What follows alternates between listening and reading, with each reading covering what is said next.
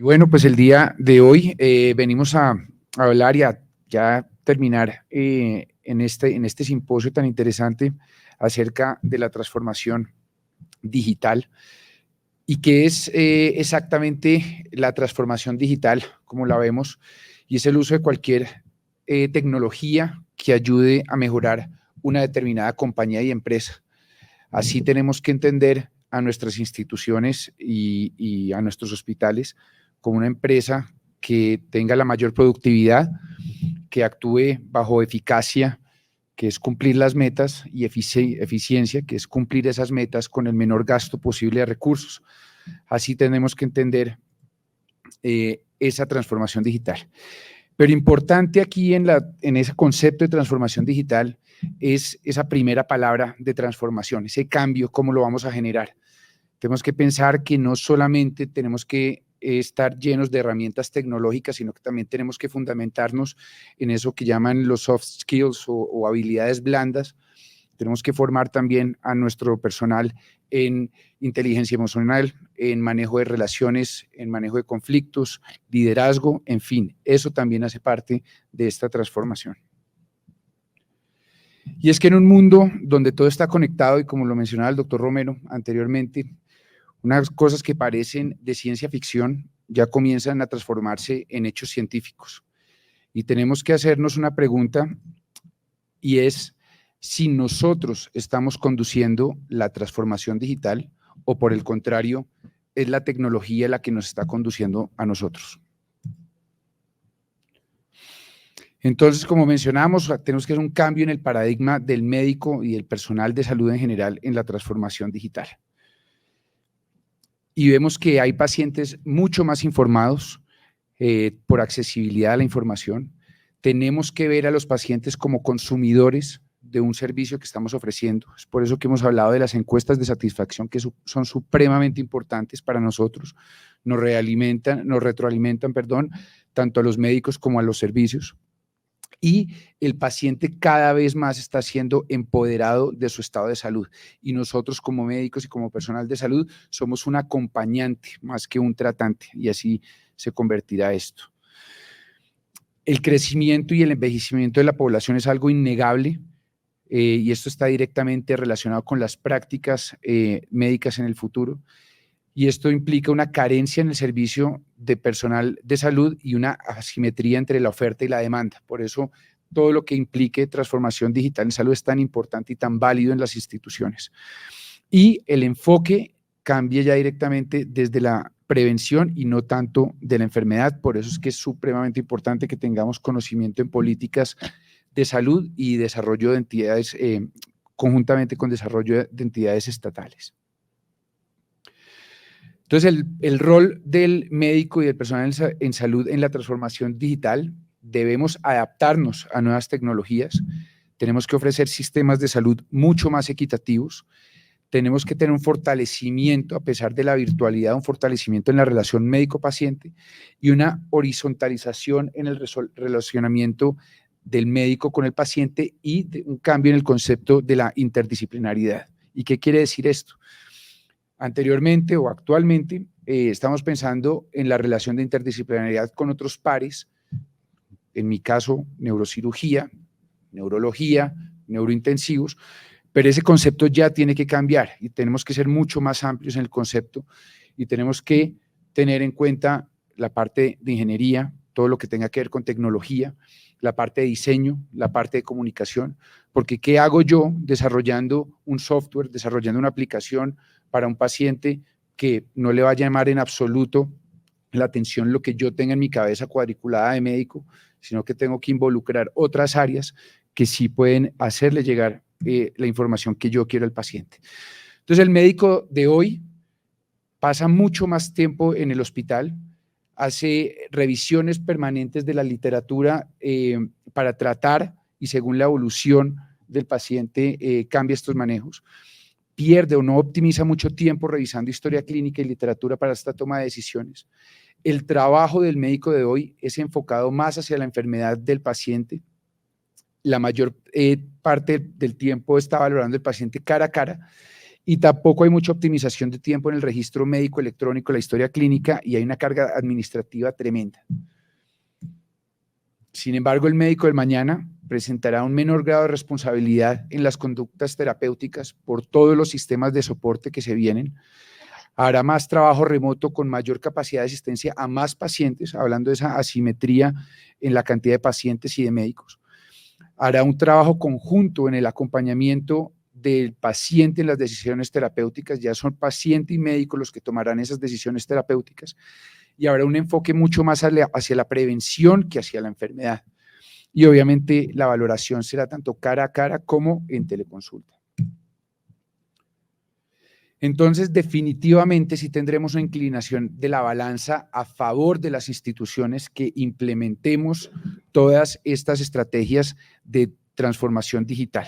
Sin duda alguna, son determinantes muy importantes en cada institución. Y, por supuesto, ya lo hemos visto y lo tenemos clarísimo, que la tecnología y la salud van de la mano. Y el manejo de la patología cerebrovascular no es la excepción. Entonces, haciendo esta introducción, mencionaremos un poco de lo que es la transformación digital en ataque cerebrovascular, lo que estamos haciendo en la Fundación Santa Fe en búsqueda de mejores desenlaces a través del sistema RAPID. Entonces, hablaremos un poco de lo que es la enfermedad cerebrovascular, el ataque cerebrovascular. Ya no tenemos que hablar de accidente cerebrovascular, esto es un verdadero ataque, una cosa imprevista, sin previo aviso, y que es potencialmente mortal. Después de las enfermedades cardiovasculares, es la segunda más mortal, mata 6.7 millones de personas al año. A día de hoy llevamos 6.2 millones de personas fallecidas por COVID. Esto mata más en un año que el COVID. Es la primera enfermedad más discapacitante a nivel mundial. Como decía el doctor Romero en la introducción, 1 de cada 4 personas va a presentar en algún momento de su vida una ACV. Se estima que cada 2 segundos en el mundo se presenta una persona con ataque cerebrovascular y cada 6 fallece una. Entonces es una enfermedad que vendrá en aumento, que tenemos que estar muy cercanos a ella y conocerla muy bien.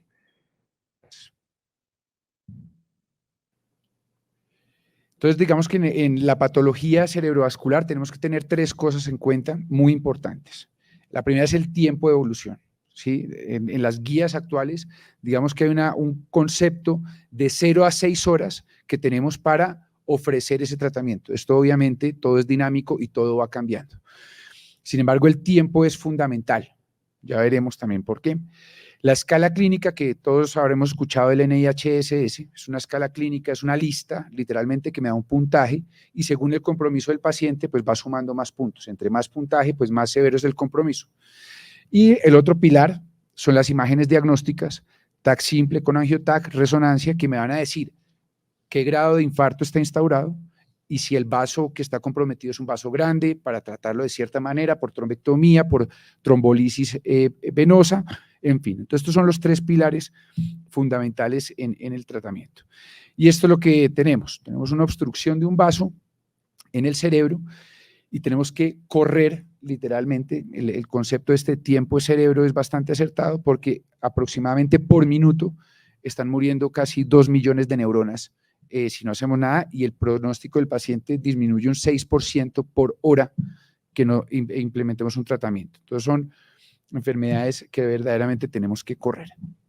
Y esta gráfica define muy bien lo que es el infarto cerebral. Conforme va evolucionando, el flujo sanguíneo cerebral va disminuyendo en estos territorios y la zona central, lo que llamamos el core, el infarto, la zona infartada, esto ya no es rescatable. Yo a esto ya no tengo que ir. Lo que me interesa rescatar con las terapias de reperfusión es la zona periférica, lo que llamamos la zona de penumbra, e incluso hay una zona de oligoemia, de baja perfusión, alrededor de esa penumbra. Y los mecanismos neuronales van cambiando según estén involucrados o no. Las neuronas en la zona de penumbra, digamos que están en un estado de aturdimiento, están aturdidas por la hipoxemia, pero son completamente rescatables. Y es a eso a lo que queremos ir. Entonces, finalmente, aquí, esto es lo que nos interesa, en tiempo, que nos llegue un caso con obstrucción y que reperfundamos completamente el vaso. te puedo pedir el video de la derecha, por favor. Y esto es lo que tenemos finalmente después de una trombectomía mecánica que bien sea, podemos pasar la siguiente, por favor. No, siguiente diapositiva, por favor. Gracias. Bien sea por aspiración o por stent o terapia combinada, tenemos una terapia supremamente importante y con un NNT demasiado bajo. El NNT es el número necesario a tratar, el número de pacientes que yo trate para que se beneficie uno. Para hacerles una idea, una cosa que tenemos tan básica en la cabeza, un bypass coronario en enfermedad cardiovascular tiene un NNT de 25, mientras que la terapia endovascular es un NNT de 3, es decir, mucho más beneficiosa y es una terapia de altísimo impacto considerando la mortalidad y la discapacidad que genera la enfermedad. Entonces aquí llegan los estudios de perfusión donde según el flujo sanguíneo cerebral, según el volumen y según los tiempos que tarda la sangre en llegar al cerebro, nos van a arrojar unos mapas, que no entraremos muy en detalle en la cuestión, pero según la información que estos mapas me arrojen, me van a permitir prolongar esos tiempos de tratamiento de 6 a 24 horas, y eso ya avalado en guías por unos estudios que son el Diffuse 3 y el DON, que prolongaron muchísimo estas ventanas basados en cómo estaba ese cerebro perfundido. Entonces, aquí vamos al tema. Tenemos unos valores de flujo sanguíneo cerebral donde están entre la normalidad, penumbra y el core del infarto. Lo que me interesa a mí es rescatar esa zona de penumbra, pero conforme va avanzando el tiempo, pues evidentemente la zona de infarto o de core me va a ir aumentando. Entonces, según cómo se me comporten estos mapas, me van a decir si estoy en una zona de penumbra o por el contrario, ya es una zona infartada no rescatable. La diferencia que me arrojen esos dos mapas es lo que llamamos el mismatch, ¿sí? El famoso mismatch que nos define si esos pacientes entran o no. Se imaginarán que junto con la escala de aspects, que es lo del infarto instaurado ya en el TAC sin contraste, todo esto tiene un grado de subjetividad y de retraso en los tiempos que podemos tener en estos pacientes. Entonces aquí es donde entra este software, que es un software de imágenes médicas que se llama Rapid AI por inteligencia artificial, donde permite la visualización, el procesamiento de estas imágenes y el análisis inmediato de estos mapas de perfusión, calculando los mapas tanto por TAC o por resonancia magnética y enviando esas imágenes a dispositivos móviles o a cualquier computador con la información ya muy desglosada y automatizada. Es decir, aquí vamos a tener muy poca diferencia interobservador porque no hay interobservación. ¿Qué permite este software? Detecta emergencias intracraneales, amplía la ventana de tratamiento, ya lo hemos visto, hasta 24 horas, pero hay ahora unas ventanas ultra extendidas con estudios que llevan a pacientes hasta 10 días de tratamiento. Y esto incrementa el número de pacientes tratados hasta en un 30% según qué institución. Y esto no solamente se tiene que ver desde el punto de vista administrativo, sino que le estamos dando un 30% de personas más la posibilidad de recuperarse y de reincorporarse a la sociedad. Reduce obviamente los tiempos de respuesta, aumenta la eficiencia y lo que más nos importa a nosotros es que mejora el resultado clínico para los pacientes. Entonces hay unos protocolos, tanto por TAC como por resonancia magnética. Una de las preguntas que más nos hacen es si en los estudios de TAC se necesitan 2 bolos de contraste. Sí, se necesitan 2 bolos de contraste, 70 mililitros de contraste para el estudio de angioTAC y 40 para el estudio de perfusión, lo que no implica tampoco demasiado contraste para el paciente, son 110 de volumen. Te va a molestar. Podemos ir a la diapositiva anterior, por favor, que se me pasó. Eso, gracias.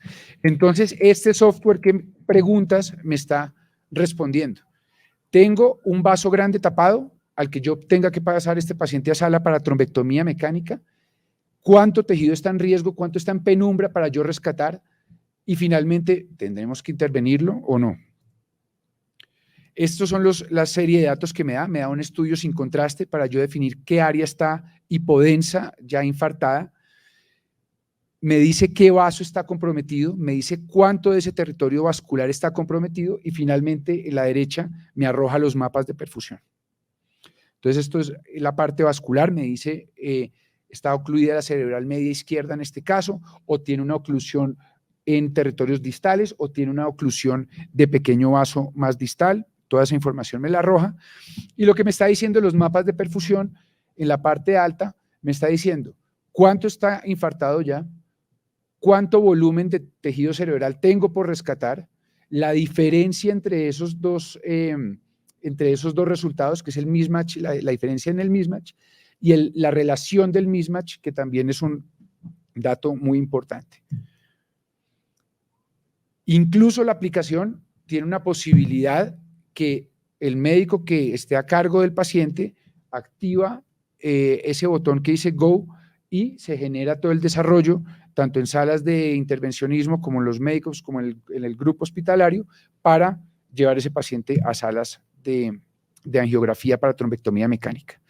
No solamente la gente de Rapid está trabajando en stroke, también están trabajando en patología neurismática, seguimiento de volúmenes aneurismáticos en el tiempo. También están desarrollando inteligencia artificial a nivel de tromboembolismo pulmonar. Y también a nivel de neuro están desarrollando tecnologías para limitar la subjetividad que tenemos en la escala de aspects, que también es supremamente importante. Entonces, este caso fue un caso que hicimos aquí en la Fundación hace 11 días, de los primeros que hicimos, sino el segundo realmente, pero fue un caso muy particular. Una paciente proveniente de Arauca, 39 años, con 36 horas de evolución de un ACV isquémico por disección de la carótida y embolismo de la arteria cerebral media derecha, perdón, de la carótida interna derecha, de 36 horas de evolución. Esta paciente nos llega directamente, hacemos los estudios de perfusión y esto es la información que nos arroja. Nos empieza a arrojar unos territorios que ya están infartados, después de 36 horas es apenas esperable, pero también nos arroja unos datos que nos dice, oigan, hay mucha corteza acá para rescatar a pesar del tiempo de evolución. Esta paciente, por supuesto, tendría unas colaterales leptomeningias buenas, sin embargo, pues ya en cierto punto no le estaban dando suficiente riego sanguíneo a esas neuronas porque la paciente venía con una escala muy alta de NIHS, venía con un 18, hemipléjica, bueno, venía con alteración del estado de conciencia. Entonces la decidimos pasar a obtener estos mapas y lo que nos dicen los mapas directamente es hay mucho tejido para rescatar. Y a pesar de las 36 horas, o sea, incluso saliéndonos de las 24, 36 horas, decidimos llevarla, por supuesto, conociendo que hay riesgos por hemorragias de reperfusión, riesgos metabólicos, en fin, pero esta paciente a día 10, la vi esta mañana en cuidados intensivos, ya está haciendo una apertura ocular, está movilizando el hemicuerpo izquierdo, que era el comprometido, está movilizando 2/5 y 3/5, eso con recuperación seguramente irá mejor, es una paciente muy joven, entonces ya solo con esa paciente amerita tener un sistema de información de estas características. Y finalmente lo que buscamos es que todas estas cosas, algoritmos tan engorrosos, llenos de flechas que no los entienden, que uno puede pensar una cosa y el otro puede pensar otra, finalmente nos diga y nos simplifique, ¿hay que llevar a sala o no hay que llevar a sala al paciente? ¿Dónde más podemos generar cambios en procesos de transformación digital en ACV? Muchas zonas. El reto es enorme. En escalas prehospitalarias puedo desarrollar una aplicación donde el paciente o la familia del paciente diga, oiga, este paciente tiene, pues, o mi papá o alguien tiene esto, me da un NIH, llame a la ambulancia medicalizada directamente lo llena en un centro especializado, eso por poner un ejemplo. En la zona intrahospitalaria, ni hablar de lo que es cuidados intensivos y neuro-UCI, es fundamental tener neuro-UCI en una institución, eso es un diferencial enorme. La búsqueda interna de pacientes, es decir, si yo detecto una estenosis intracraneal asintomática, informarla, detectar, seguir ese paciente, una estenosis de carótida, seguir ese paciente. La recolección de datos, es muy importante que desde ACV empecemos a hacer informes estructurados como lo mencionaba la doctora Pinzón ahora, porque pues, la toma de datos es supremamente importante. La toma de imágenes, la calidad de imágenes, la calidad de los equipos y la transmisibilidad que tengan esas imágenes es supremamente importante. El desarrollo constante en las tecnologías de imagen, en las salas de angiografía y, por supuesto, como intervencionista tengo que ofrecerle los mejores dispositivos y las mejores características técnicas al paciente en nuestros procedimientos. Sin duda alguna, la educación del personal de salud es supremamente importante, lo mencionaban esta mañana en la primera charla, la educación es importantísima en el personal de salud, mantenerse actualizados, tener técnicas nuevas, en fin, cursos, congresos, todo esto es muy importante y esto es un continuo donde, por ejemplo, ahora se están haciendo cateterismos cardíacos a través de brazos robóticos y ya hay procedimientos de neuro que se están haciendo bajo estos procesos robóticos. Obviamente esto en un futuro será mucho más cercano a nosotros. Y en la parte posthospitalaria, en términos de rehabilitación, se está trabajando mucho en realidad virtual y sin duda alguna la teleconsulta y el teleseguimiento ocupará un lugar supremamente importante en estos pacientes. Hablábamos de la prevención, el médico del mañana, obviamente tendremos que atacar los factores de riesgo para limitar el desarrollo de esta enfermedad, para así, como se mencionó antes, poder reincorporar a estos pacientes a la sociedad, pero sobre todo con el mayor grado de normalidad en sus vidas, ¿sí? Eso es lo que todos queremos buscar con toda esta tecnología. Tenemos que abrazar esta tecnología, tenemos que aceptar la tecnología. Yo sé que de cierta manera tenemos un miedo a adaptarla, pero la tecnología representa el cómo de la transformación. Sin embargo, es el ser humano el que representa el por qué. Somos nosotros los que damos el motivo de la transformación tecnológica en estos pacientes. Tenemos estos rasgos humanos como la intuición, las emociones, la creatividad, la imaginación, la ética. Son rasgos humanos que cada vez van a tomar mucho más valor en la sociedad, en una sociedad mucho más mecánica y tecnológica, y estos valores van a tomar mucho más importancia porque nos van a permitir tomar las actividades que no son automatizadas. Entonces, es muy importante que mantengamos estos rasgos humanos, no los vamos a perder, porque, como dice aquí, las máquinas son muy buenas simulando, pero no siendo. Muchísimas gracias por su atención y por la invitación al simposio.